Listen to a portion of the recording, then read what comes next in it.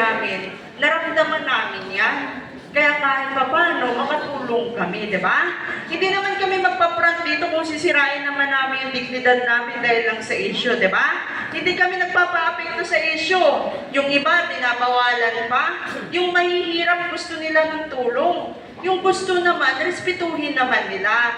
Doon lang kami minsan sumasama yung loob, pero hindi namin pinapatulan dahil maraming sambayan ng Pilipino ang gusto maging maginhawa ang buhay. Kasi, budlay baya ang poor. Diba? Hilongga baya ni. Diba? So, ang inyong National Director from Iloilo, Antique, kung ano pinanggalingan ko, hindi ko tinatago yan. Kasi maski gaano mo ka-rich kid, magbulig ka kid sa budlay. Tulay lang ako sa inyo para ihatag ang bulig. Hindi kami gapatol sa issue kasi why? Damo, marites. Magpa-apekto kami. Hindi naman kami nag-remove sa government na ihatag naman sa inyo. Legit magbaya ni, di ba? Basta kidnapot pagyapon ngahaw maghatag man kita sa bulig, di ba?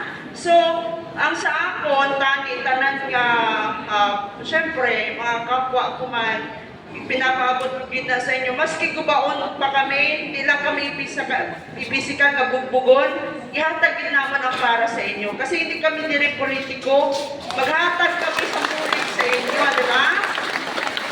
Maski post pa kami sa social media, hindi naman napagtulan. Sila man ang mapahuya kung manghatag kami, di ba? Ngano, i-post mo po sa social media, sige pasikaton mo ko kay filter man ba yan ang naung ko, di ba?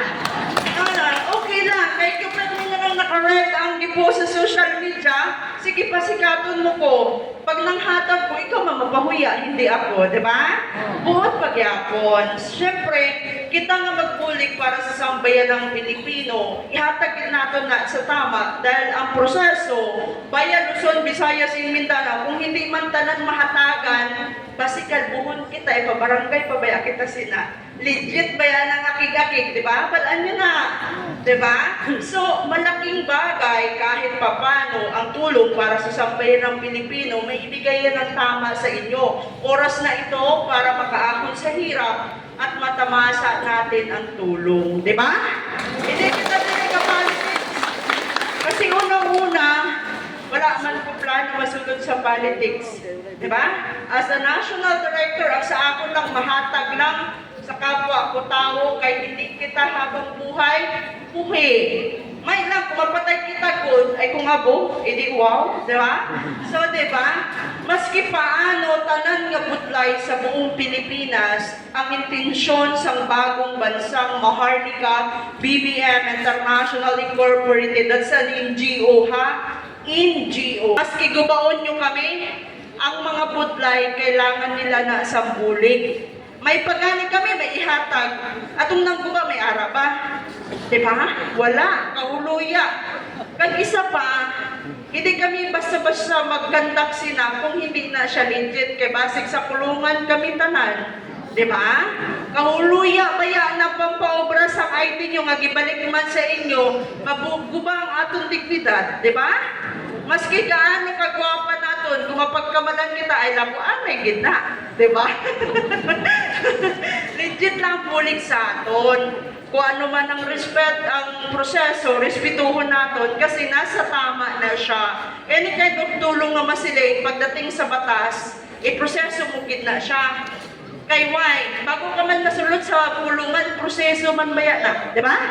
Kaya ang sa amon, mahatag lang nasang tama sa inyo, hini-hini man baya, respeto man sa maghatag. Sa amon, hindi kami kapalimos ang thank you. Enough lang sa amon, makahatag kami kasi why? Maging maginhawa lang ang mga tao.